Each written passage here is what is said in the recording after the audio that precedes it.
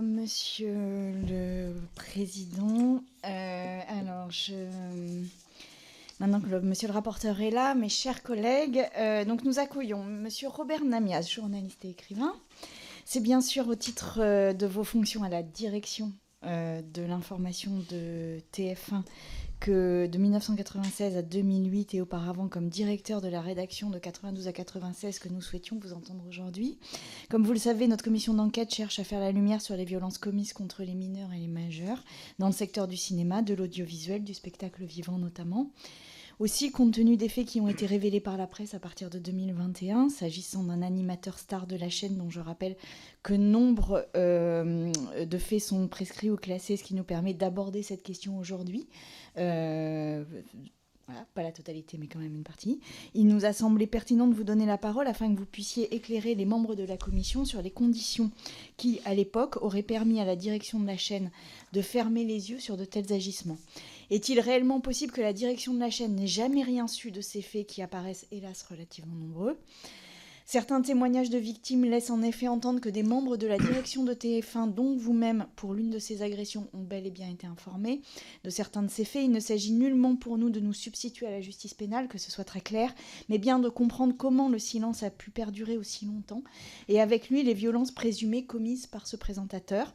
Je rappelle que cette audition, on parle de Patrick Poivre d'Arvor, que ce soit clair. Je rappelle que cette audition est ouverte à la presse et qu'elle est retransmise en direct sur le site de l'Assemblée nationale. Avant de vous laisser la parole et d'entamer nos échanges pendant environ 1 heure, je vous rappelle que l'article 6 de l'ordonnance du 17 novembre 1958 relative au fonctionnement des assemblées parlementaires impose aux personnes entendues par une commission d'enquête de prêter serment de dire la vérité, toute la vérité, rien que la vérité. Je vous invite donc à lever la main droite et à dire « je le jure ». Je vous remercie. Donc vous avez la parole. Je vous propose de prendre la parole pendant 10 minutes et ensuite on passe aux questions. Ça vous va ? Pardon. J'ai pourtant l'habitude. Je voudrais vous remercier, Madame la Présidente, Monsieur le rapporteur, Mesdames et Messieurs les députés, parce que c'est, depuis en effet, vous avez rappelé que cette affaire a été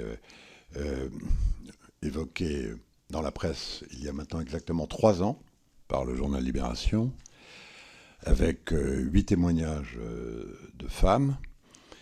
Et je vous remercie parce que vous avez souhaité m'entendre, alors que depuis 3 ans et demi, ou 3 ans que dure cette affaire, je n'ai jamais été entendu par personne. C'est-à-dire que lorsque vous posez des questions sur ce que j'ai pu dire, vous avez lu à travers la presse 2 phrases reprises après un coup de téléphone de journaliste.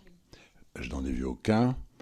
Et puis, jamais rien qui ne soit validé, soit par la police, soit par la justice. C'est toujours des procès-verbaux qui paraissent dans la presse, dont on sait très bien, je ne suis pas naïf et vous non plus, comment ils parviennent jusqu'aux rédactions. Mais la vérité, c'est que moi, je m'étonne beaucoup de n'avoir jamais été entendu par personne.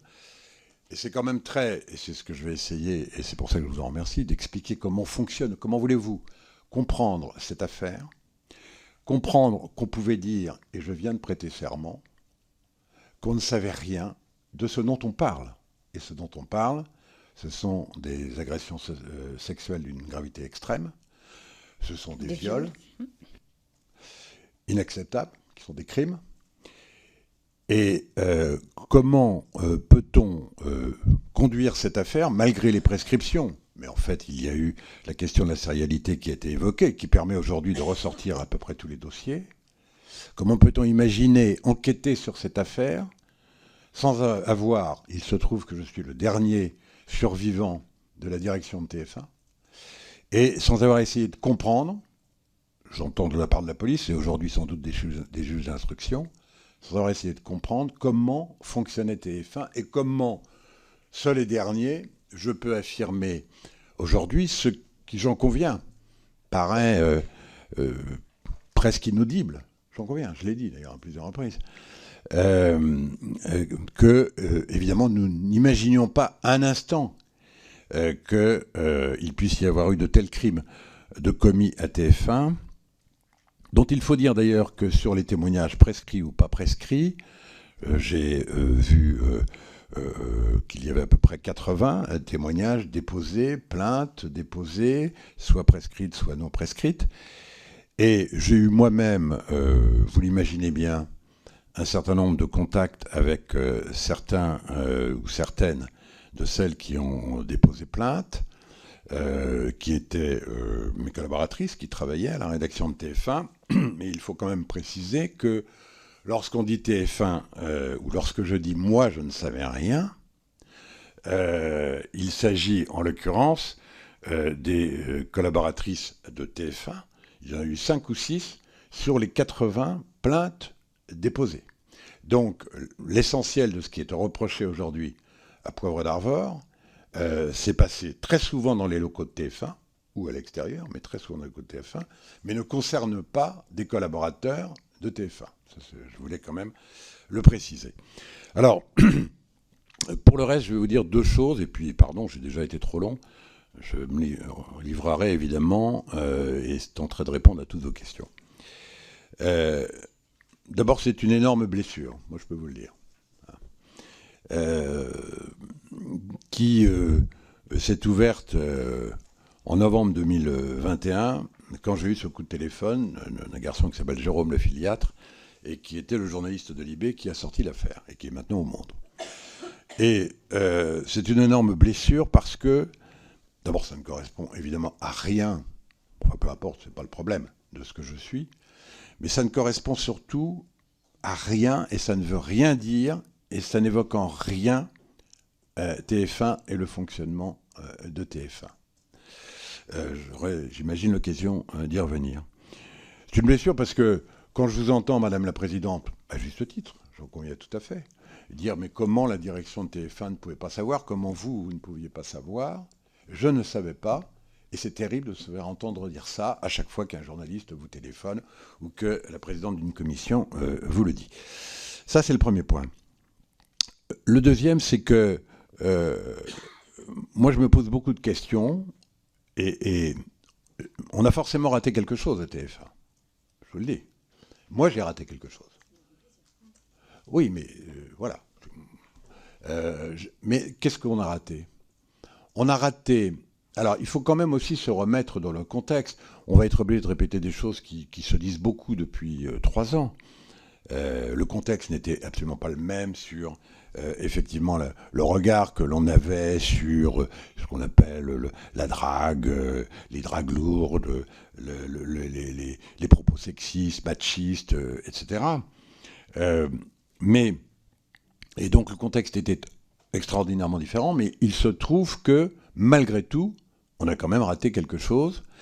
Et on l'a raté, je me pose d'autant plus de questions sur la façon dont on a fonctionné, que moi je suis très très fier du travail qui a été fait, Dieu sait si on a été critiqué, la puissance méritait sans doute cette critique, mais c'était tout à fait normal, on a fait des erreurs, on en a fait d'autres, mais en revanche, là en l'occurrence, il se trouve que mon encadrement à moi, au plus haut niveau, était intégralement féminin, intégralement. Ma plus proche collaboratrice, la directrice des reportages, qui est au quotidien dans la rédaction, c'est pour ça que je dis il faut comprendre comment fonctionnait la rédaction. Moi, j'ai passé ma vie dans la rédaction. Les gens me venaient me voir en permanence. Je bavardais avec 30 ou 40 collaborateurs tous les jours sur leur travail, leur vie, y compris leur vie personnelle, d'ailleurs, quand ils voulaient bien m'en parler. Bon. Et ma plus proche collaboratrice, Catherine Nel, était directrice des reportages. Elle avait succédé à un garçon qui s'appelait Claude Carré. Et avant qu'elle ne soit la directrice des reportages, elle était la rédactrice en chef du 13h. Les 2 rédacteurs en chef du 20h et du 13h étaient des femmes. Geneviève Gallet pour le 20h de Poivre d'Arvor. Et donc, pendant très longtemps, il y a eu plusieurs collaboratrices, plusieurs femmes qui ont été rédactrices en chef du 13h, donc Catherine Nel. Et la structure de la rédaction, qui était composée de 6 chefs d'information qui, au quotidien, géraient les commandes de reportage, la fabrication de reportages, en fonction des choix éditoriaux que je pouvais faire, toutes étaient des femmes. Toutes. Mais... Donc, je me dis quand même que dans une rédaction où on se parlait tout le temps, où moi, je n'ai jamais dérogé à la règle qui voulait que tous les jeudis, pendant 2 heures, je réunissais les 30 cadres de la rédaction et pouvait y assister qui voulait pour une réunion de communication et de dialogue sur la façon dont fonctionnait la rédaction. Il y a donc quelque chose qui a cloché et pour l'instant, je n'ai toujours pas trouvé quoi, sinon que le mode de fonctionnement dont on parlera de l'époque faisait que celles qui auraient dû parler ont cru qu'elles ne pouvaient pas parler ou qu'elles n'avaient pas envie de parler. Merci, monsieur le rapporteur. Et après, j'aurai évidemment une première question. Oui, merci, Madame la Présidente. J'aimerais revenir, Monsieur Namias, sur des faits qui ont été révélés récemment par le journal Le Monde. Le journal Le Monde nous dit que en 2005, il y a eu un début d'instruction et que M. Patrick Poivre d'Arvor a été longuement entendu par la police et qu'il y a même eu des perquisitions ou des rencontres des policiers à l'intérieur même des locaux de TF1. Vous imaginez bien que dans une entreprise sérieuse comme TF1, quand des policiers ont l'autorisation, parce qu'ils viennent et il y a toujours des autorisations, il y a toujours une procédure pour faire rentrer des policiers dans une maison comme la vôtre, on s'étonne que visiblement personne n'était mis au courant. Et j'aimerais avoir sur ce sujet, sur ce point, votre réponse. Est-ce que vous avez été mis au courant à l'époque? Vous étiez quand même le chef de la rédaction.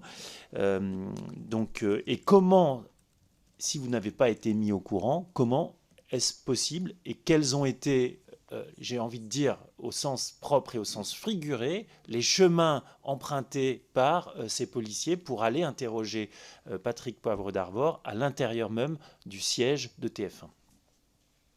Alors, évidemment, ça marche. Évidemment, je n'étais pas au courant, je l'ai dit, je le confirme absolument. Je n'étais pas au courant, j'ai prêté serment, donc je le confirme.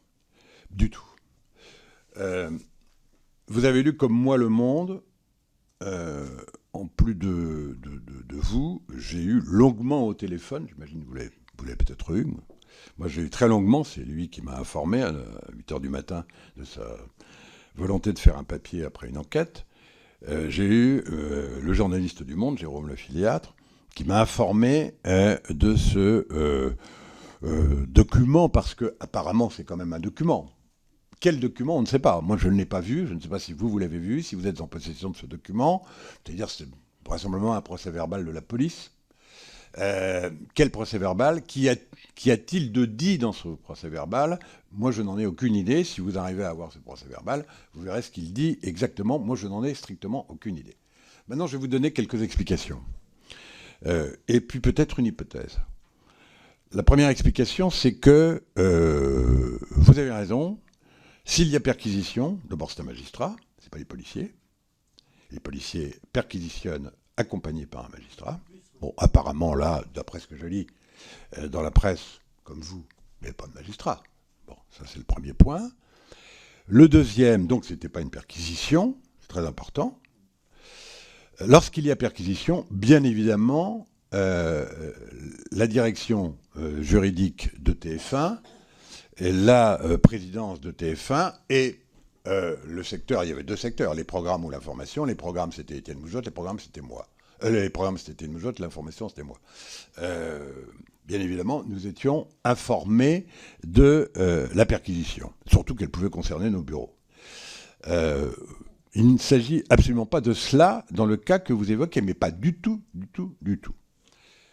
Donc, en outre, indication qu'il ne donne pas dans le journal, Jérôme Le Filiatre met au téléphone que cette venue, on appelons ça une venue, rien d'autre, cette venue des policiers s'est passée à 13h. Quand vous connaissez les locaux de TF1, et quand vous connaissez les locaux de TF1, je vais être très bref, mais il faut que je m'explique, puisque quand même c'est une forme d'accusation. Les locaux de TF1, pour la rédaction, c'était 3 étages dans la tour de TF1. dont 2 étages entièrement occupés par les journalistes de la rédaction, avec des plateaux qui pouvaient recevoir entre 50 et 60 journalistes, plutôt une centaine d'ailleurs. Et il se trouve qu'au 2e étage, séparé par un très large couloir, il y avait le plateau de la direction, qui faisait à peu près 100 mètres de long. Bon. Et ce plateau, il y avait un bureau fermé qui était celui de Poivre à un bout, et un autre bureau fermé qui était le mien, qui était le bureau de la direction de l'information, avec, à côté de ce bureau, un secrétariat avec 3 assistantes. Bon. Et Poivre avait de son côté 2 assistantes contre son bureau. Et dans cet espace, il y avait un très grand bureau inoccupé toute la semaine, qui n'était pas fermé, qui était celui de Claire Chazal. Il y avait un bureau à côté, qui était celui des chefs d'édition. Ce sont ceux qui gèrent le fonctionnement technique de la fabrication du journal. Et il y avait ensuite le bureau de la rédactrice en chef, qui n'avait pas de secrétaire, qui utilisait éventuellement les assistantes de Poivre. Bien. Dans une rédaction comme celle-ci, surtout la première, certains d'entre vous auraient pu le faire d'ailleurs, bien évidemment, en permanence, on recevait des gens toute la journée. Bon.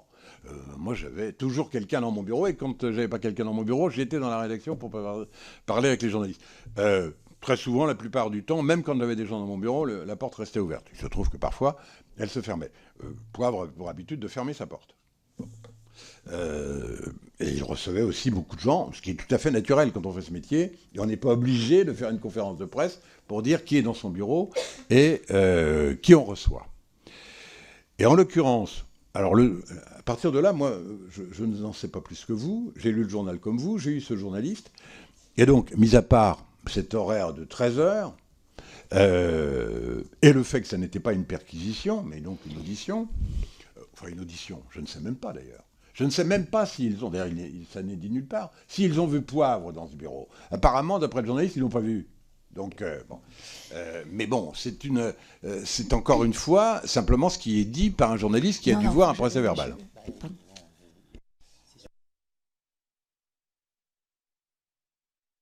Pardon, je voudrais terminer. Quand la procédure était la suivante. Quand des personnes, parce que là, ce sont des personnes, encore une fois, les policiers, je ne sais pas, ils ne prévenaient personne. J'ai fait interroger, avant de venir à cette audition, la direction juridique et la direction des relations humaines de TF1. Il n'y a aucune trace non plus, mais aucune, de cette visite. Bien. Donc, on peut très bien imaginer que 2 policiers viennent et qu'ils ne se présentent même pas comme des policiers, qu'ils aient pu téléphoner éventuellement à Poivre avant pour dire qu'ils allaient le voir, comme une visite ordinaire. Mais en aucun cas, nous, on a eu la moindre trace d'une visite de la police dans les locaux de TF1 ce jour-là, et encore moins, évidemment, qu'ils aient entendu Poivre. D'ailleurs, le journaliste m'a précisé qu'en fait, Poivre a été convoqué après à la police. D'ailleurs, dans le papier, il est simplement décrit le bureau, et que les assistantes elles-mêmes avaient été convoquées à la police après. Donc voilà. Et donc, à partir de ce moment-là, comment voulez-vous qu'on soit au courant dans un fonctionnement où quand même il y a une liberté de circuler, surtout à l'époque. Après, beaucoup moins, parce qu'après les attentats, etc., il y a eu beaucoup moins de liberté de circulation. Mais il y avait une grande liberté, c'est quand même une maison qui était très ouverte, quand même. Il y avait des hôtesses, il y avait la sécurité à l'entrée, mais une fois qu'on disait qu'on avait rendez-vous avec telle ou telle, une hôtesse soit montait accompagner la personne, soit une assistante descendait pour recevoir la personne. Mais les autres, on n'était pas forcément au courant, à partir du moment où ça n'était pas présenté comme une démarche officielle. J'entends ce que vous dites, Monsieur Namias, mais précisément, vous parlez par exemple d'une hôtesse qui arrive et donc les policiers se présentent à elle probablement et disent « Nous sommes la police, nous voudrions monter ». Je n'imagine pas qu'une hôtesse d'accueil ne relève pas à un moment, quelque part, le fait que des policiers ont demandé à voir Patrick Poivre d'Arvor. Comprenez que pour nous, c'est quand même extrêmement troublant. Par ailleurs, je voudrais souligner que vous dites que les femmes n'ont pas parlé et qu'il y a un dysfonctionnement sur le fait que les femmes n'ont pas parlé. Mais manifestement, puisqu'il y a eu au moins une plainte en 2005, elles ont parlé. Et elles n'ont pas un peu parlé, elles n'ont pas parlé timidement. Elles ont parlé à la police pour déposer une plainte.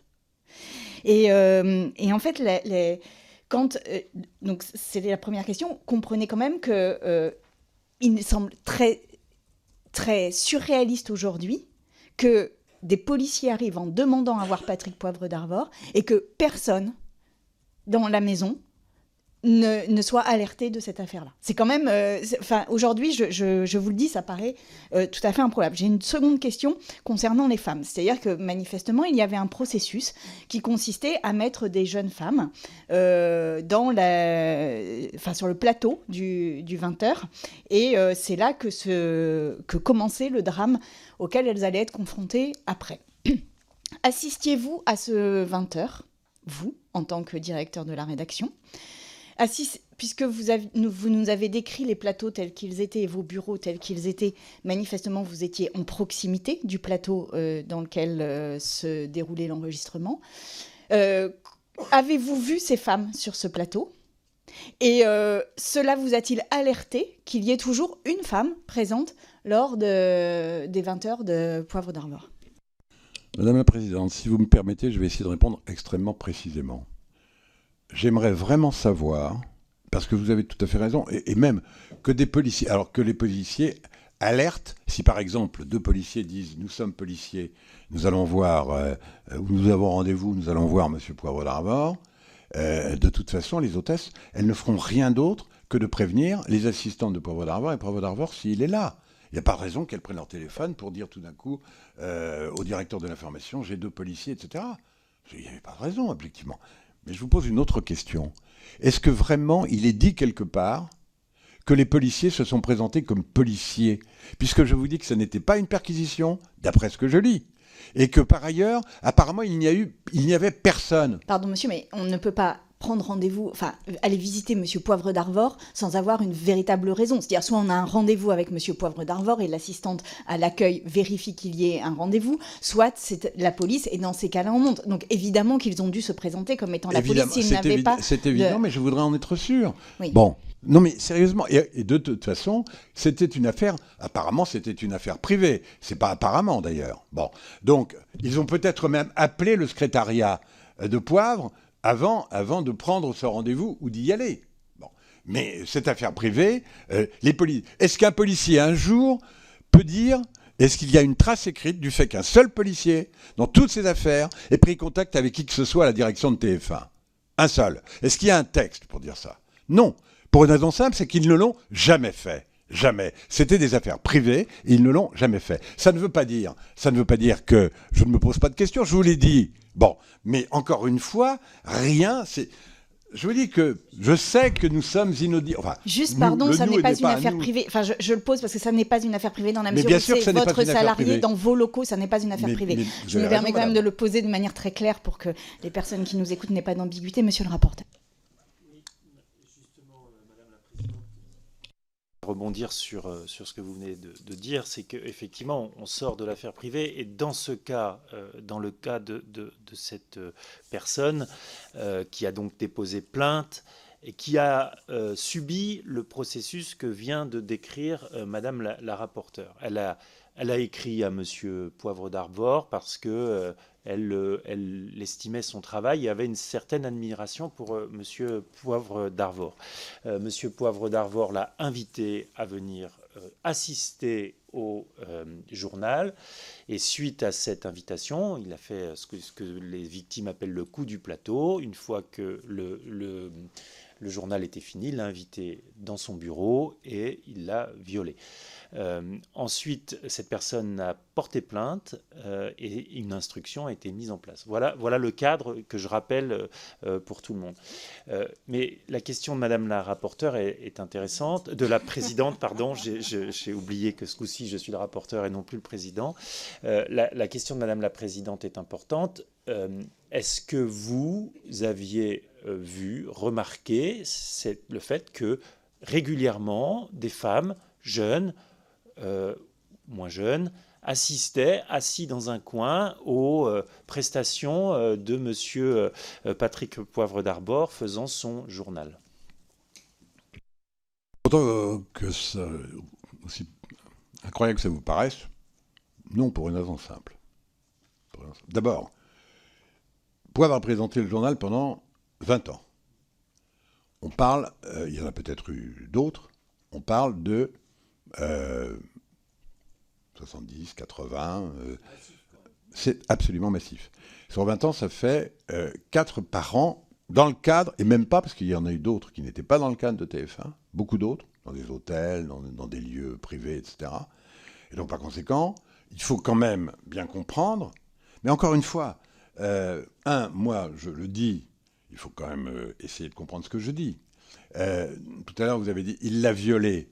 Pardon, mais je ne suis pas parlementaire, mais je respecte la présomption d'innocence tout en étant absolument convaincu que toutes ces femmes disent vrai. Donc il faut bien être clair.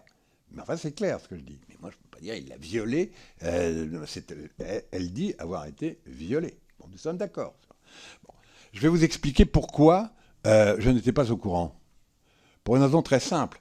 Et vous parlez, Madame la Présidente, je n'ai pas terminé la description des locaux de TF1, que beaucoup d'entre vous ici, dans cette maison, ont connu dans le passé, et très souvent. Les locaux dont vous parlez ne sont pas à l'étage de la direction. Alors, la vérité, c'est que les studios de TF1, enfin, moi je suis parti depuis 2008, mais enfin, et beaucoup de choses ont changé. La géographie notamment. Mais il reste que globalement, je crois que le studio du JT n'a pas changé de localisation. Il est toujours au premier étage. Et quand on va au studio de TF1, et même à LCI d'ailleurs, lorsqu'on va au studio de TF1, on passe après, effectivement, là pour le coup, c'est de présenter. Il n'y a plus d'hôtesse salariée de TF1, à l'époque elle l'était, mais il y a un accueil et on est conduit à travers des couloirs au journal de TF1. Là, je parle non pas de LCI, mais de TF1. Et au premier étage, à aucun moment, on ne passe à proximité d'un bureau de la direction qui, je crois, est toujours, en tout cas c'était mon cas, est toujours au deuxième étage. Bon. Quand je vous dis que... alors ça, c'est le premier point. Sur le plateau. Pardon, jamais. Bon, écoutez, alors là, pour le coup, pardon, Madame la Présidente, ça n'est pas du tout le mode de fonctionnement. Bon, voilà. Ni du 13h, ni du 20h. J'étais en régie, et en régie, vous ne voyez pas ce qui se passe sur le plateau. Il faut aussi entendre les choses, pardon. En régie, où on ne voit pas. La prompteuse est face, évidemment, aux journalistes. Et d'après ce que j'ai compris, les jeunes femmes qui étaient invitées par Poivre à venir voir le journal avant d'aller dans son bureau étaient dans un coin derrière la prompteuse, ce qui est absolument invisible de la régie. Donc, les personnes qui étaient invitées par Poivre passaient accueillies vraisemblablement soit par une hôtesse, soit par une assistante. Mais quand il les amenait au bureau, c'était là manifestement, je pense, l'assistante qui allait chercher la personne qui était dans le studio. Il y avait une sortie du studio et il fallait monter au second étage par un couloir qui ne donnait absolument pas. Et le couloir donnait directement par une porte dans le bureau de Poivre. Ce qui n'avait rien à voir avec mon bureau qui était à l'opposé. D'accord. Je voudrais vous citer en plus, je n'étais plus là à 9h15. Je voudrais vous citer le témoignage de Cécile Timorot, qui est cité par Libération, vous l'avez lu j'imagine aussi, qui a expliqué à la police qu'elle avait subi des coups de téléphone nocturnes et insistants de l'ex-présentateur du JT entre 90 et 91, et que ces appels avaient cessé après qu'elle vous avait prévenu. Et elle dit vous avoir raconté l'agression sexuelle dont elle a été victime au domicile de Poivre, d'Arvor, et vous auriez répondu « il fait chier, je m'en occupe ». Ailleurs, Cécile Timorot écrit « J'appréciais Robert Namias, directeur de la rédaction. Nous étions arrivés ensemble à l'émission du Petit Matin à TF1. Il voulait féminiser la rédaction, ce que vous avez confirmé à l'oral, et m'a promu durant ma carrière. Lui n'a jamais eu de comportement déplacé. Je lui ai parlé de ce qui s'était passé avec PPDA.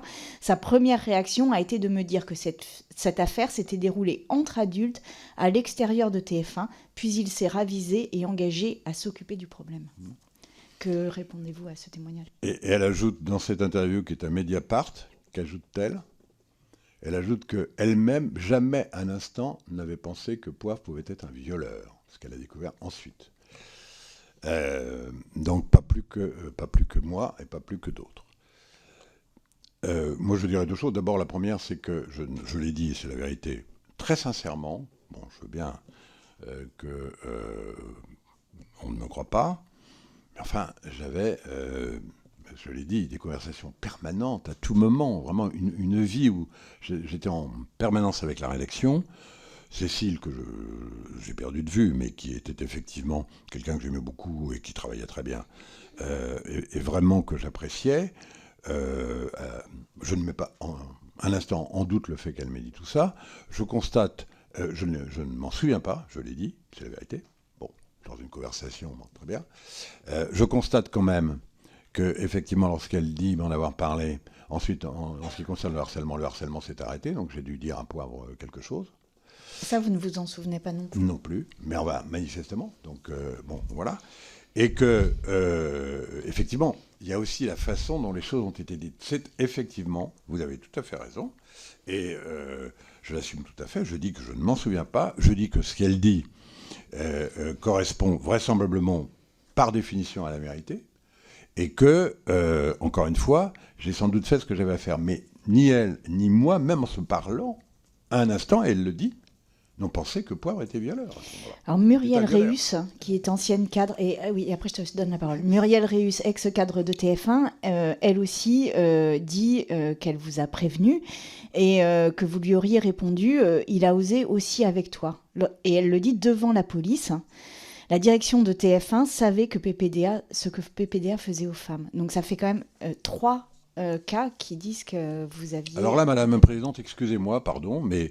je ne sais pas d'où vient ce document, je ne sais pas ce que vous avez trouvé, mais en l'occurrence, Muriel Réus n'a jamais dit ça.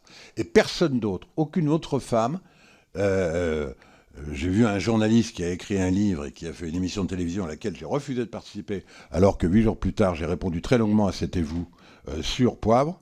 8 jours plus tard, parce que ce journaliste est tout à fait odieux, je n'ai aucune raison de lui répondre dans ces conditions. En l'occurrence... Muriel Réus, je l'ai recroisée une fois sur un plateau d'LCI. Je ne la connais pas. Je la respecte tout à fait. Et ça n'était pas moi. Dans les propos qui sont rapportés, je me permets de vous indiquer qu'elle citait Patrick Lelay. C'était Patrick Lelay. Mais non, mais madame, c'est très important, les mots. Non, mais d'accord, mais c'est très important quand même. Parce qu'on est en train... J'ai entendu ce journaliste, par exemple, dire il y a des femmes. Non, il y a Cécile Timorot et je me suis expliqué. D'accord. Monsieur le rapporteur.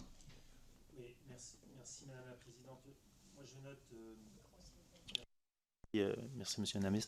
Je note une certaine volonté de reconnaître un certain nombre de choses et c'est quelque chose que jusqu'à maintenant on n'avait pas toujours entendu et ça s'explique puisque c'est la première fois que vous vous expliquez, en tout cas sous serment, et sur ces questions-là. Moi, j'aimerais comprendre pourquoi tout ça n'a pas été vu et pourquoi ça a dysfonctionné. Vous nous le dites, vous le dites sous serment, et donc je crois en votre sincérité, vous n'avez pas vu un certain nombre de choses. Cela dit, dans le droit du travail, l'employeur a une responsabilité sur ses salariés. Patrick Poivre d'Arbour était salarié de TF1. Comment ça fonctionnait pour que visiblement Patrick Poivre d'Arbour était quelque chose de l'ordre de l'électron libre et pourquoi il n'y avait pas les contrôles habituels qui sont des contrôles qui sont des obligations de l'employeur sur ses salariés? Tout, contrairement à ce qui a beaucoup été dit, il y a eu beaucoup de fantasmes. Il y avait la puissance de la chaîne, il y avait la puissance de l'audience. Ça, c'est vrai. Mais la vérité, c'est que Patrick Poivre d'Arbour n'avait pratiquement aucun moyen. D'ailleurs, il ne le souhaitait pas, manifestement. Il arrivait tardivement le matin, il repartait peu avant l'heure du déjeuner, il revenait vers 4 heures de l'après-midi, et la plupart du temps, un collaborateur ou une collaboratrice écrivait une bonne partie du journal. Donc, au contraire, Simplement, effectivement, le présentateur est responsable de ce qu'il met dans son journal au moment où il le met. Mais les grands choix éditoriaux, les reportages, la relation avec l'ensemble des collaborateurs et des journalistes pour décider, et effectivement d'ailleurs pour décider de qui fera tel reportage, etc. Donc d'une certaine manière, de l'avenir professionnel de tel ou tel collaborateur, ça revenait à la direction de l'information et à la direction des reportages. Donc ça, c'est le premier point. Le deuxième... Pardon, vous dites reconnaître comme si c'était des aveux, mais il n'y a pas d'aveu. Moi, j'ai dit dès 2022, dans des émissions quand même très grand public comme C'est à vous, ou les interviews de France Inter du matin, tout ce que je pensais de cette affaire. Donc ça n'est pas d'aujourd'hui. Vous ne pouvez pas être surpris par mes propos si vous les retrouvez. Bon. Pardon, là, la question était très importante, mais je viens de l'oublier. Donc vous voyez... Ah oui, non, sur les rapports entre normaux, vous dites, professionnels. Bon. Encore une fois, il y a un moment donné... Alors, je viens de vous donner le mode de fonctionnement de la rédaction. Bon. Et en ce qui concerne les affaires qui nous préoccupent, qui sont en effet pas seulement d'ordre privé parce qu'elles se sont passées dans les locaux de TF1, vous avez tout à fait raison, sauf que à partir du moment où personne, en ce qui me concerne en tous les cas, je n'en sais rien, malheureusement, pour le lait et moujotte. Mais je ne crois pas non plus. Vous savez, il faut savoir une chose quand même. Je sais bien que ce n'est pas toujours évident à croire ou à comprendre. Mais d'abord, il faut comprendre le fonctionnement général. Et il nous faudrait beaucoup de temps. Et nous n'en avons pas. Et je n'en ai pas, vous ne m'en donnez pas. C'est déjà formidable que vous me permettiez de m'exprimer ainsi. Mais comment pouvez-vous imaginer, mais vraiment un instant, qu'une entreprise du CAC 40, l'entreprise Bouygues, surtout avec, alors là pour le coup, je peux en témoigner, les valeurs de l'actionnaire, Martin Bouygues, avec qui je vais pratiquement une fois par semaine, une longue conversation d'actualité, etc. Comment pouvez-vous imaginer que nous aurions toléré un seul instant, qu'il puisse se passer des viols ou des agressions sexuelles dans les locaux de TF1 si nous l'avions su. Et je vais vous dire une chose. Pour s'occuper d'un cas de cette nature, faut-il en être informé ? Vous dites, et vous avez cité Cécile Moreau, apparemment j'ai agi derrière parce que j'avais été informé. En l'occurrence, pour ce qui concerne les viols et les agressions sexuelles, moi, je n'ai jamais été informé de rien, je ne peux pas parler pour les autres, sinon que j'ai vérifié auprès de la DRH et de la direction juridique qu'aucune n'a jamais été informée de quoi que ce soit. Et je vais vous dire une chose. Moi, j'ai été informé d'un cas qui était un cas où des conflits d'intérêts majeurs entre son activité journalistique à TF1 et d'autres activités d'ordre privé, s'était doublé de comportements inappropriés, sexuels. Comportements. Bon, main sur les genoux, des monteuses, etc. C'était une très grande signature de TF1, une très grande signature. La DRH en a été informée. La DRH m'en a informé, ce qui est en effet la procédure habituelle, et il a été licencié sur le champ, sous couvert d'ailleurs d'une séparation à l'amiable. Voilà. Donc, encore une fois, ça n'est même pas imaginable. Et Poivre d'Arvor ou pas Poivre d'Arvor, si nous avions eu la moindre conviction rapportée par des propos identifiés qu'il y avait eu agression sexuelle ou viol à TF1, mais il aurait dû quitter immédiatement l'entreprise. Bien évidemment, et d'ailleurs nous aurions sans doute donné suite.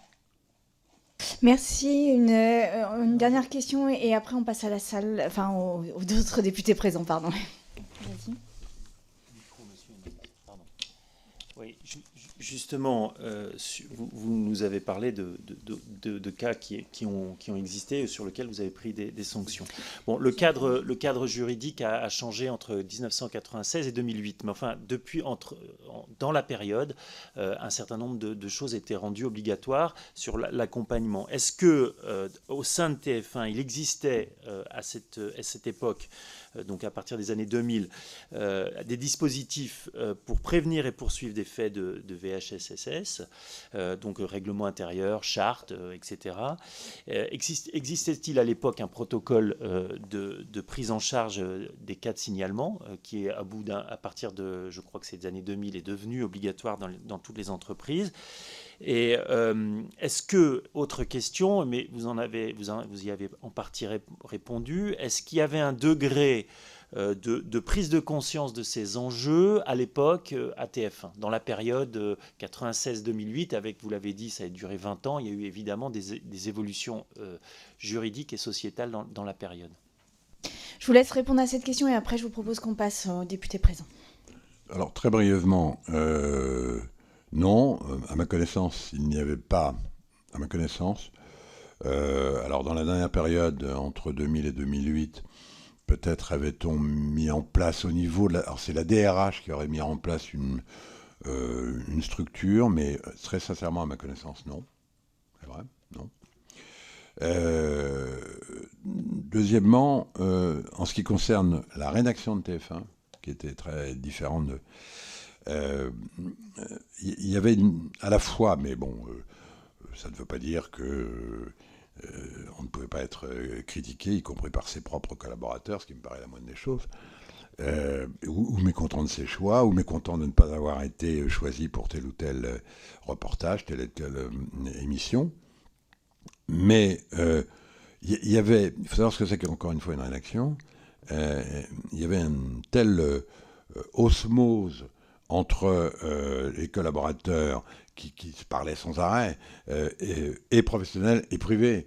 Il y avait, comme dans toute entreprise, il y a eu des mariages, il y a eu des divorces à l'intérieur même de l'entreprise. Enfin, bon, voilà, c'était une entreprise de ce point de vue-là tout à fait ordinaire et qui vivait en effet avec ce qu'était le mode de pensée et le mode de fonctionnement 20 ans, puisque vous parlez de ces périodes, 20 ans avant MeToo et plus. Et encore une fois, en tous les cas avec un patron, je me permets de le dire, qui était quand même assez intransigeant sur tout ça. Merci, Monsieur Namias. Je vous propose de passer au député présent, Madame Youssoufa. Ah, pardon. Je suis rapide. Merci Madame la Présidente, Monsieur le rapporteur, Monsieur Namias. Avant d'être députée, j'ai travaillé pendant plusieurs années à LCI, qui appartient au groupe TF1. J'avoue être un peu stupéfaite de ce que j'entends aujourd'hui. Et avec la permission de la présidence, je serai un petit peu longue dans la contradiction que je souhaite vous poser, parce que j'avoue que ce que j'ai entendu me paraît complètement décorrélé de la réalité.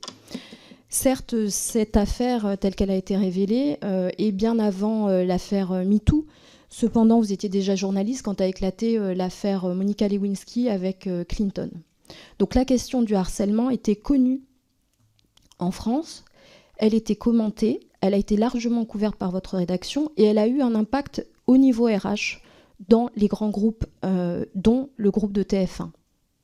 La question des violences sexistes et sexuelles n'est pas simplement les agressions sexuelles, il s'agit aussi du harcèlement sexuel. Et en tant qu'ancienne employée du groupe, je peux témoigner que les affaires de PPDA, personne n'imaginait, et ça je partage avec vous, j'en ai été la première surprise quand les affaires ont éclaté, personne ne pouvait imaginer des viols ou des agressions physiques, mais le harcèlement était parfaitement connu. Il était non seulement connu de la rédaction et de la direction, parce que plusieurs salariés sont venus auprès de la direction, de la rédaction en chef, de la RH, chaque fois qu'elles étaient l'objet du harcèlement caractérisé de PPDA, qui submergeait les salariés d'appels téléphoniques nocturnes, d'aller descendre chez elles pour aller leur faire part de ses ambitions sexuelles, mais dans la rédaction, il y avait tout un mécanisme qui avait été mis en place pour changer les plannings pour que ces personnes ne soient plus au contact de PPDA. De la même manière, quand vous évoquez son planning de manière un peu ésotérique, je rappelle que quotidiennement, la rédaction de TF1 avait la conférence de rédaction du 20h à laquelle participait systématiquement PPDA. Et que l'obligation de l'employeur, ce n'est pas simplement de protéger PPDA, c'est de protéger les autres salariés. Et c'est ça aussi la question qui se pose lors de ces auditions ici. Donc à la lumière de ce que je viens de vous expliquer, j'aimerais que vous avez la latitude de revoir et de préciser votre témoignage, parce qu'il y a quand même des incohérences qui, non seulement ont été relevées, ne serait-ce que dans le livre de Romain Verlet, qui lui aussi était un salarié de TF1, Le Prince Noir, et qui détaille la géographie des bureaux de TF1, qui explique, et là je vais quand même, j'avoue que, ayant travaillé à TF1, on ne rentrait pas, ce n'était pas une maison ouverte, on rentrait avec une sécurité impressionnante, on ne pouvait pas circuler dans les bureaux de TF1 comme ça, il y avait des badges partout, donc il est impensable dans une maison remplie de journalistes de plaider « je ne savais rien », c'est-à-dire une profession par définition informée, et vous, rédacteur en chef, qui assumez ici devant la représentation nationale sous serment l'ignorance. J'avoue que les bras m'en tombent. C'est de dire, mon principal métier, c'est d'être boulanger, je ne sais pas quelle est, ou pâtissier, je ne sais pas quelle est la saveur du sucre. C'est l'information dans une rédaction, a fortiori, comme vous l'avez dit, une rédaction osmotique, et je vous laisse vraiment l'adjectif que vous venez de dire d'osmose, où on mélange le privé et le public, le professionnel, vous êtes en train de dire qu'il y avait probablement des coucheries, des mariages, des divorces, certes, et c'était connu de tous, et là, la rédaction aurait totalement ignoré que des policiers seraient rentrés dans la rédaction. C'est impensable. De un, c'est non seulement impensable, à la lumière de l'activité de la rédaction de TF1, qui avait des contacts avec la police. Ne serait-ce que pour être informé dans le cadre des affaires de la rédaction police-justice. Merci. Donc si vous voulez parler d'osmose, on peut en parler parce que l'osmose entre la rédaction de TF1 et les services, le parquet de Paris, la police, etc., était connue et c'était une des qualités de la rédaction. Et là, subitement, on aurait été au courant de rien. Une rédaction dans laquelle on rentrait avec un badge uniquement sur autorisation, où on ne pouvait pas circuler sans badger, donc avec nécessairement pas seulement une hôtesse, mais quelqu'un de la sécurité. Vous allez nous dire que là, ces policiers sont rentrés et en fait, personne n'est au courant. C'est impensable. Donc je vous invite à revoir ou à préciser votre témoignage. Merci Madame Youssoufa. Je vous propose qu'on prenne les 3 questions et que vous répondiez. Oui, là, je voudrais bien répondre. Madame Legrain oui, d'abord. mais alors c'est une accusation qui mais sur un ton péremptoire, mais à laquelle je peux... Vous allez avoir le temps de répondre, ne vous inquiétez pas. Madame Legrain. Merci Madame la Présidente. Merci Monsieur Namias pour votre présence ici, qui est importante. Je comprends que vous puissiez avoir le sentiment de subir des accusations. Ici, on n'est pas dans un tribunal, mais nous, à l'Assemblée nationale, on a aussi cette responsabilité d'essayer de faire la lumière sur ce qui se passe et sur ce qu'on doit mettre en œuvre. Donc moi, je comprends les remarques qui sont faites par ma collègue là et l'étonnement qu'elle a. Et je le partage. Je partage aussi l'étonnement de Madame la Présidente. Je vais essayer de repartir de choses que vous nous avez dites.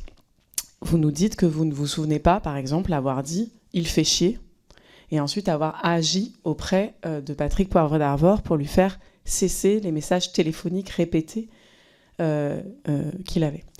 Vous dites que vous ne vous en souvenez pas, mais vous semblez considérer que c'était possible que vous l'ayez fait, que vous ayez agi à ce moment-là.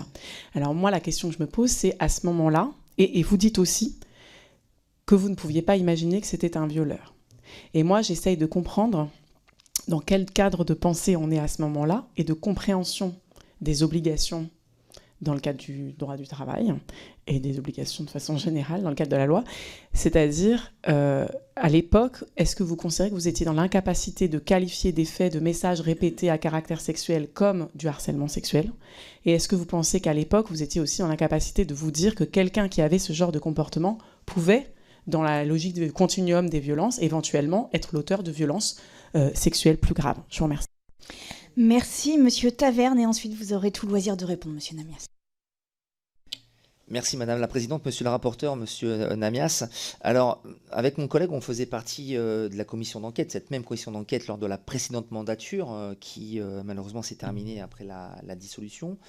Nous avions auditionné plusieurs personnes du monde du spectacle, de l'audiovisuel, etc. Et en fait, elles ont bien insisté sur le fait qu'il y avait une omerta, une culture du silence, pour des raisons professionnelles, pour aussi une carrière personnelle. Donc, est-ce que vous pouvez nous confirmer qu'il y a cette culture du silence?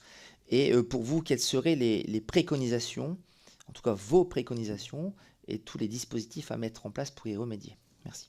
Je vous remercie, Monsieur Namias. Alors, d'abord, pardon, mais effectivement, vous étiez à LCI à quelle époque et vous y faisiez quoi? Non, mais je veux comprendre. Mais je veux comprendre parce que vous avez affirmé un certain nombre de choses. D'accord, mais vous dites quoi?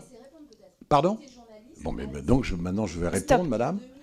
Madame la députée, Non, s'il vous plaît, là c'est moi qui préside la séance, donc je vous propose de répondre, Monsieur Namias. Elle vous a dit qu'elle avait été journaliste à la rédaction de LCI, ce qui permet d'avoir une vision de l'intérieur. D'abord, je voudrais préciser que la rédaction de LCI, que je ne dirigeais pas, était très très isolée de la rédaction de TF1 à l'époque. Bon. Deuxièmement, je le dis, effectivement, vous avez cité le bouquin d'un ancien collaborateur de TF1 qui n'a pas été très longtemps et qui affirme un certain nombre de choses de manière extrêmement péremptoire. Vous les affirmez, pardon, Madame la députée, de la même manière. Vous dites tout le monde savait, et on se racontait des choses, etc.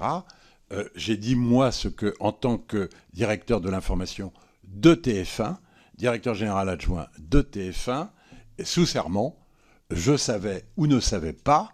Et vous me dites, ou je suis incompétent ou un imbécile, incompétent peut-être, encore que ma carrière depuis 55 ans me laisse penser que ce n'est pas tout à fait vrai, imbécile peut-être, mais là également, c'est quand même une affirmation très très péremptoire. Bon. Quand vous dites, ou quand je réponds à l'autre question, quand on dit Cécile Timorot, moi je dis, et il n'y a aucun document, c'est pour ça que je dis que ce sont des affirmations totalement. On dit toujours des femmes, des témoignages, des noms. Moi, je peux vous dire, et je ne donne pas des noms par respect pour ces femmes, y compris celles qui ont écrit des livres, avec qui je suis en contact très régulier. Je ne pense pas qu'elles aient dit ce que vous dites avec ce ton péremptoire sur ma personne et sur la façon dont on fonctionnait à TF1. Je ne pense pas. Il y a une question d'omerta sur laquelle je veux bien revenir, mais certainement pas. Bon. Donc, vous affirmez des choses. Très bien. Vous avez sans doute des informations que je n'ai pas, et donc j'affirme que je ne les ai pas. Vous avez sans doute des noms, des témoignages, des femmes qui ont dit « j'ai dit telle chose à un tel ». Cécile Timorot a dit « j'ai dit à Robert Namias ». Et j'ai répondu. S'il y a une seule femme qui peut dire la même chose, je répondrai ou je ne répondrai pas selon. Mais en tous les cas, en l'occurrence là, c'est vraiment un flot d'affirmations sur la façon dont on vivait à TF1 qui n'est pas LCI. Pas du tout. Et à l'époque, aujourd'hui c'est beaucoup plus... c'est lié, c'est la même direction générale, etc. Ça n'était pas le cas. Il y avait un directeur général de LCI, il y avait une maison qui était totalement isolée de la rédaction de TF1. Alors on pouvait très bien se rencontrer, n'importe qui a le droit de se rencontrer n'importe comment, dans les couloirs, à la cantine, etc. Ça n'était pas le plus fréquent. Moi, je peux vous donner le nom de dizaines de collaborateurs que je n'ai pas vus depuis 15 ans ou 20 ans, et dont je suis sûr qu'ils vous diront exactement le contraire de ce que vous venez de dire. Sur notamment le tout le monde s'en parlait, tout le monde savait, etc. Bon. Et donc, ça ne veut pas dire qu'effectivement, il n'y a pas eu une question d'omerta. Ça, c'est vrai. Ça, c'est certainement vrai. Je le constate puisque personne m'en a parlé. C'est bien ce qu'on appelle de l'omerta. Bon.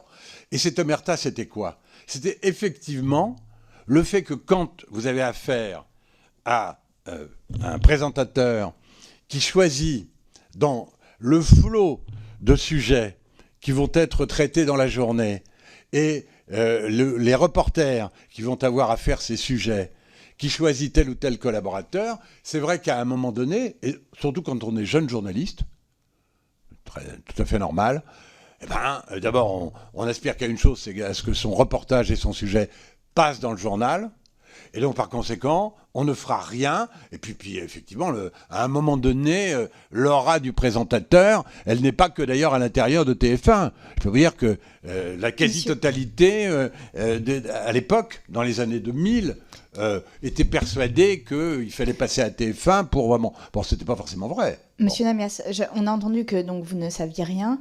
Vous l'avez répété. Je vous propose de répondre aussi aux autres députés qui ont présenté et du coup d'apporter des réponses à Madame Legrain et Monsieur Taverne. Madame Legrain, pardon, est-ce que vous voulez bien reposer votre question? Merci.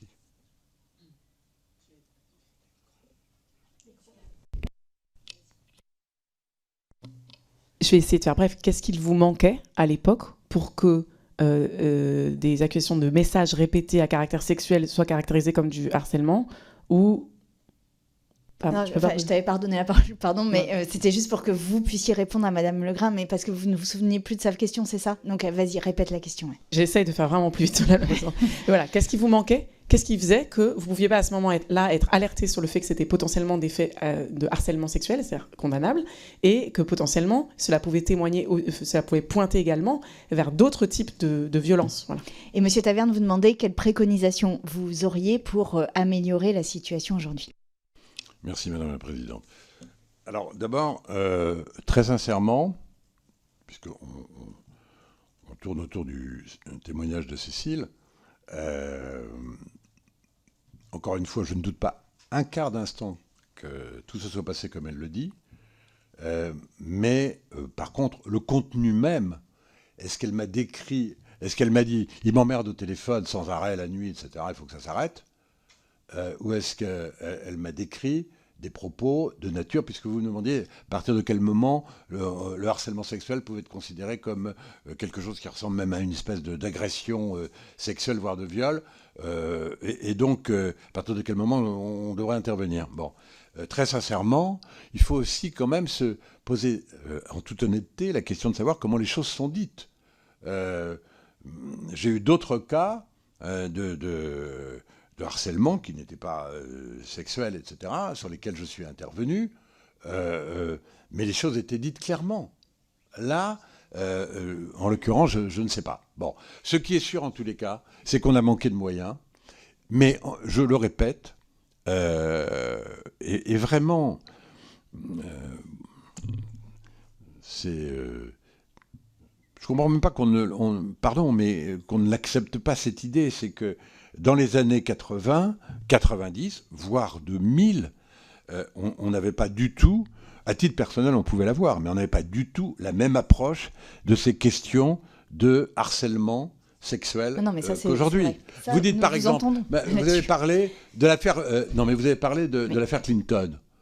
Mais est-ce que c'était un harcèlement sexuel ou est-ce que c'était le fait qu'un président des États-Unis avait des rapports sexuels avec l'une de ses collaboratrices, assistante lointaine, dans son bureau? C'est pas du tout la même chose, mais c'était pas forcément du harcèlement, et ça pouvait être tout à fait consenti. Donc déjà, vous me dites, oui, quand je disais, pardon, mais le ton péremptoire pour me dire, vous saviez, etc., et vous qui aviez traité l'affaire Clinton, mais l'affaire Clinton, vous la présentez déjà comme quelque chose qui n'est pas du tout forcément la réalité de ce qu'était l'affaire Clinton. Ce que vous dit Madame Youssoufa, et pardon de faire son porte-voix, c'est qu'en fait, il y a eu donc, ce qu'elle décrit, et je reprends les propos qui ont été tenus, c'est qu'il inondait les personnels de TF1 de messages et que les RH avaient réorganisé les plannings pour ne pas les croiser, ce qui quand même constitue un acte. Vous disiez tout à l'heure que vous aviez interrogé les RH qui n'avaient aucune espèce de connaissance des faits.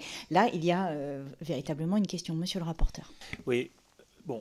Je peux quand même dire que, pardon, sur le micro, la RH ne s'est jamais occupée des plannings de la rédaction de TF1. Bon, il y a des instructions en cours. Il y a des instructions en cours et durant ces instructions, des choses seront constatées. Moi, en tant que rapporteur de cette commission d'enquête, ça ne m'intéresse pas de faire le juge d'instruction ni le procureur. Non, pas moi, monsieur Namias. Et donc, à ce titre, moi, ce qui m'intéresse, c'est de comprendre ce système et ce moment de l'histoire de cette chaîne, parce que, effectivement, et quelque part, je vous donne gré de ce fait, les mœurs la vision de la société a changé, et 2, le code du travail et le code pénal se sont transformés. Il n'est pas le même depuis 1996, il a changé, et à partir de 2002 pour le code du travail et 2010 revu, il me semble, pour le code du pénal, les choses ont évolué. Cela dit, moi j'aimerais revenir sur cette idée d'omerta. Et je comprends, et il y a quelque chose qui est extrêmement troublant, parce que prenons un exemple, qui sont des exemples qui ont été sourcés, et personne ne remet en cause, ni vous, la parole des victimes. Comment on peut imaginer que dans des bâtiments comme TF1, qui sont des bâtiments sérieux, il puisse se produire des viols nuitamment, sans qu'un jour personne ne croise, n'entende des bruits, des agissements? C'est une question que je me pose, c'est comment est-ce possible? Parce que on minimise à 70, ce qui est déjà massif, c'est du viol massif, sériel. L'enquête le dira. Mais donc on peut imaginer que c'était fréquent. Et comment jamais personne, une assistante de M. Poivre d'Arvor, un journaliste qui traînait dans la rédaction, n'ait pu entendre cela? Moi, c'est ça que je veux entendre. Et après, on laissera la justice faire son travail sur les faits que vous avez donnés et sur les accusations diverses et variées qui sont faites. Merci, parce que nous, ici, nous nous posons la question évidemment de la responsabilité pour essayer aussi de trouver les réponses législatives qui conviennent. Hein. Donc, je replace le cadre. Alors, vous n'avez toujours pas répondu à Monsieur Taverne, mais je vais donner la parole à Madame Bourroua et peut-être à Madame Youssoufa si vous vouliez répondre. Et après, je vous propose qu'on en arrête là. Ce sera frustrant, mais on en arrête là, ok ? Oui, merci Madame la Présidente, Monsieur le rapporteur, Monsieur Namias. Donc vous l'avez dit à plusieurs reprises, vous n'aviez rien vu, vous n'avez pas été informé, vous n'avez pas du tout de traces de visite de la perquisition des policiers, en expliquant surtout la localisation des bureaux, loin des vôtres, etc. Permettez-moi simplement de dire que c'est assez troublant, c'en est même assez inquiétant dans l'organisation de cette grande entreprise, comme que vous avez dit, du CAC 40, l'entreprise de Martin Bouygues. Voilà, c'est absolument très très inquiétant. Moi, je voulais revenir sur l'atmosphère qui régnait à ce moment-là au sein de votre groupe. J'aimerais que vous me la décriviez. Est-ce que pour vous, la notion culture du viol, c'est-à-dire l'ensemble des comportements qui banalisent, qui excusent et qui justifient les agressions sexuelles, comment maintenant ça peut correspondre à la situation qui a été vécue à l'époque au sein de votre groupe? J'aimerais bien avoir votre avis sur cette notion. Merci. Merci. Madame Youssoufa, vous vouliez reposer une question? Oui, merci Madame la Présidente. Rapide, s'il vous plaît. Oui, pour précision. La rédaction de LCI, parce que je pense que, je vous rappelle une nouvelle fois, vous êtes sous serment et vous avez un devoir de précision. Contrairement à ce que vous avez affirmé, la rédaction de LCI et la rédaction de TF1 avaient des services en commun. À l'époque, vous ne dirigiez pas la rédaction de LCI, certes, mais vous aviez des journalistes qui travaillaient et des opérateurs tels que les services d'infographie ou de supervision des échanges internationaux, c'est-à-dire les images que l'on recevait par les agences qui travaillaient pour les deux rédactions. Donc, ce que vous dites est faux. Les locaux étaient partagés. Une partie était dans la tour de TF1. L'entrée était commune. Donc, vous ne pouvez pas dire qu'il n'y avait pas de contact entre les deux rédactions. C'est faux. Et par précision, quand vous dites que M. Verlet a travaillé brièvement à TF1, il y a travaillé 3 ans. Donc je ne sais pas, effectivement, au regard de votre longue carrière dans le groupe, c'est peut-être très bref. Merci. Mais pour les béotiens que nous sommes, c'est quand même pas quelqu'un qui était de passage dans le groupe. Il a fait 6 ans dans le groupe TF1. Merci Madame Youssoufa.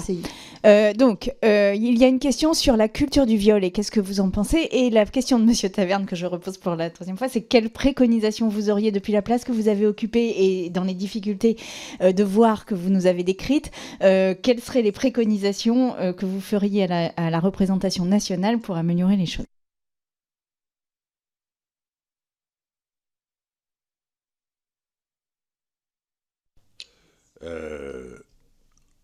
La culture du viol, mais c'est même pas imaginable, madame. Mais même pas imaginable. Comment peut-on dire qu'on avait la culture du viol, qu'une entreprise aurait la culture du viol, ou que des collaborateurs en recette culture. Il y a un collaborateur qui est en cause. On rappelle quand même que sur la totalité, encore une fois, on peut nous reprocher beaucoup de choses. On peut Non, pardon, monsieur, juste une précision. Ce qu'on appelle la culture du viol, ça n'est pas le fait que l'entreprise est une culture du viol. C'est le fait que la culture du viol, c'est qu'on ne perçoit pas les signaux faibles qui sont envoyés quand il y a des violences vis-à-vis des femmes. Oui, et qu'en ça, fait, il y a un continuum terme, de violence. Madame, je ne suis pas certain. Il faudrait retrouver peut-être des documents qui affirmeraient ce que je vais dire, mais je ne suis pas certain. Ce terme, on l'emploie aujourd'hui, à travers, en effet, des signaux faibles qui, effectivement, font parler de culture du viol. Mais la vérité, c'est on parle de ce qui s'est passé il y a 20 ou 30 ans. Bon, et il y a 20 ou 30 ans, les signaux faibles n'étaient pas considérés comme participant éventuellement à une culture du viol. Bon, donc, encore une fois, je pense vraiment qu'il faut aussi replacer les choses dans son contexte. Je voudrais simplement dire à Madame la députée Youssoufa qu'on ne peut pas affirmer... Il ne s'agissait pas de journalistes, les services communs. Il n'y avait pas de service journalistique en commun et rédactionnel. C'était de l'appui rédactionnel à l'infographie, notamment. C'est ce qu'on appelle de l'appui rédactionnel. Quant à Romain Verlet, moi, très sincèrement, je ne sais pas de quelle époque il a été. Je crois l'avoir croisé quelques fois dans la rédaction de TF1. Moi, j'en suis parti en 2008. Je sais que nous nous sommes croisés, mais ça s'est à peu près arrêté là. Bon, voilà. En ce qui concerne les propositions que on peut faire, il y en a une d'évidence, c'est qu'il faut trouver les moyens. Alors, ça ne peut pas être tout à fait des moyens anonymes, parce que par définition, si la DRH d'une entreprise, quelle qu'elle soit, une rédaction en particulier, doit se saisir d'une question de harcèlement sexuel ou de viol, il faut trouver un moyen que toutes les collaboratrices, sans exception, se sentent en sécurité pour pouvoir en parler. Pas forcément. Moi, j'aurais trouvé très normal que... Je trouvais très normal, d'ailleurs. Moi, j'ai parlé avec certaines, plus que parlé, on s'est vu longuement, etc., qui sont à l'origine, en fait, des témoignages concernant TF1. Après la révélation des faits. Après la révélation des faits, on s'est beaucoup parlé, etc. C'est la première chose que j'aurais dit. J'aurais dit, mais de toute façon, tu ne m'as rien dit. Tu ne m'en as jamais parlé. Et j'avais l'impression que, quand même, on était assez proches, etc. Bon, voilà. Et elle me dit, mais à l'époque, c'était impossible, quoi. Au-delà même de Poivre, au-delà même de la puissance de Poivre. Et qu'une femme... Peut-être que c'est ça le sujet. C'était il y a 20 ans, et c'est ça le sujet. Et que ça ne peut plus être comme ça, du tout. Et il faut... Alors, je pense qu'il doit y avoir un circuit.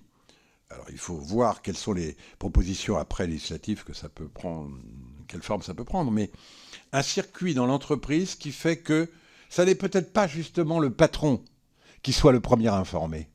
Mais que, alors la DRH, et si ça se passe dans la DRH, ben c'est pas la DRH qui est informée. Mais en tous les cas, il faut un circuit dont on est sûr qu'il protégera à la fois celle qui donne confiance, qui protégera à la fois celle qui a l'intention de se plaindre et de porter plainte, et qui en même temps permettent ensuite d'agir. Quelle que soit l'entreprise, et quel que soit le service, le patron reste le patron. Il est fantasmé, il est souvent fantasmé, le patron. Il n'est pas toujours, parce que, vous savez, tout ce qu'on dit là, ça continue dans beaucoup d'entreprises. Beaucoup. Le harcèlement sexuel, les viols, j'en sais rien, mais le harcèlement sexuel, ça, c'est évident. Le fait de faire pression, c'est évident.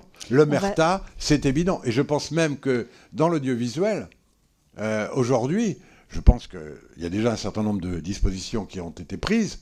Elles sont sans doute insuffisantes, elles ne sont pas législatives, mais je pense que ça n'est plus le lieu où continue de se passer ce qui est inacceptable. Regardez ce qui se passe sur d'autres chaînes et vous verrez qu'il y a encore des sujets. Bon, voilà, cette audition arrive à la fin. Moi, j'aimerais juste vous poser une ultime question, Monsieur Namias, qui appelle une réponse par oui ou par non. C'est si vous aviez su, si quelqu'un avait su dans la direction, est-ce que Patrick Poivre d'Arvor aurait-il pu être licencié de TF1 ? Oui, Absolument. Merci. Je vous remercie beaucoup pour cette audition qui, évidemment, n'a pas été un moment agréable, j'imagine parfois, bien, mais cela fait peu partie emporté, mais bon. de notre mission et nous vous remercions de vous être prêtés à nos questions et nous continuerons ces auditions, y compris, évidemment, sur le cas de TF1. Je remercie les députés présents et présentes.